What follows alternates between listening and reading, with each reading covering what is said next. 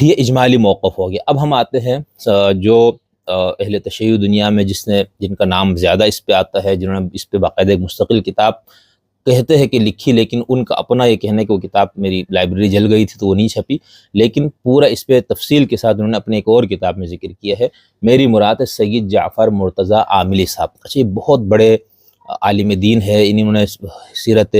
امام حسین پہ پورا ایک موسوعہ لکھا ہے، ایک انسائکلوپیڈیا، حضرت علی کی سیرت پہ، حضور کی سیرت پہ ہے، ایک کتاب ہے الصحیح من سیرت النبی الاعظم،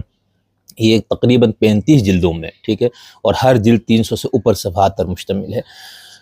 اس کے علاوہ ان کی کوئی 40-50 کتابیں اور بھی ہیں مختلف موضوعات پہ، اور یہ ایک اس طرح کا یہ ایک انسائکلوپیڈیا نما، یہ انسائکلوپیڈیا ٹائپ شخصیت ہے سید جعفر مرتضیٰ عاملی صاحب۔ انہوں نے اپنی کتاب